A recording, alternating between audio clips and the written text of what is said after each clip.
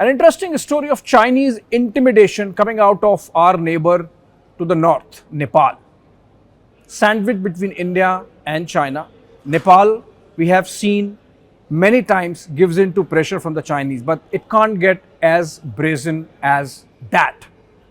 Beijing's ambassador to Kathmandu, Chen Song, has intimidated a senior Nepali journalist on social media platform X, going as public as that. Now, we have seen recently Chinese vessels intimidating, even attacking Filipino merchant vessels and marine vessels and even military vessels in South China Sea. We have seen China intimidating Taiwan with the absolute blockade grade military exercises.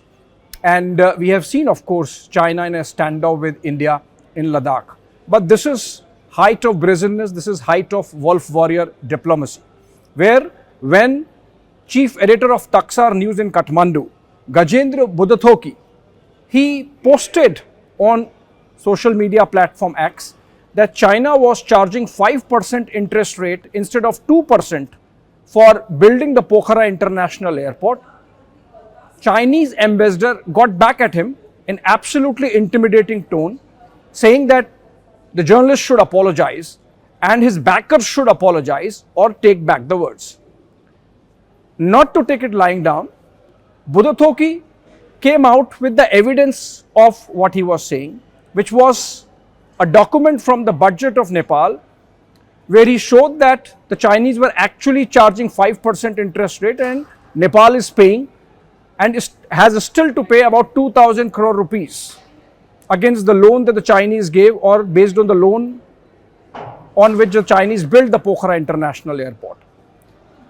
Now, not to be left behind, many senior Nepali journalists joined in and called out the brazenness of the Chinese ambassador for intimidating Buddhathoki and took a clear position that this would not be tolerated, that this is against the sovereign interests of Nepal, that Chinese ambassador can't be threatening openly a Nepali senior journalist. In fact, it so snowballed that the Nepali police had to put a picket outside the Chinese embassy in Kathmandu. And in fact, by evening, a lot of media platforms, including Nepali journalist organizations and press organizations, came out with statements condemning Chen Song. Now, this is not the first time a Chinese ambassador has been found to be involved in a controversy in Nepal.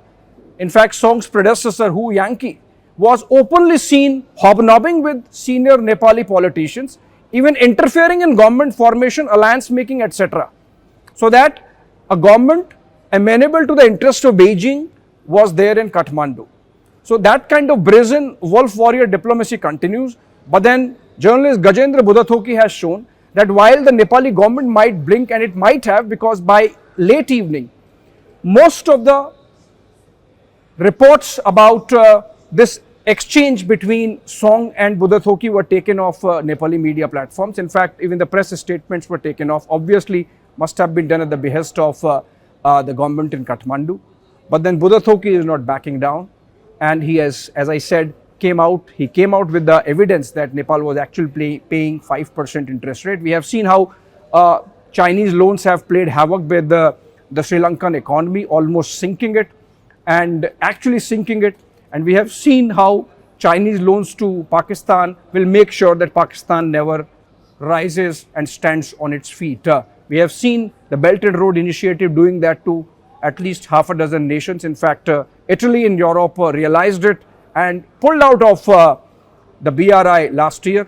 But then in the case of Nepal, at least a journalist is standing up. It would be interesting to see how the Nepalese government reacts as the controversy is refusing to die down on social media in Kathmandu and continues to snowball.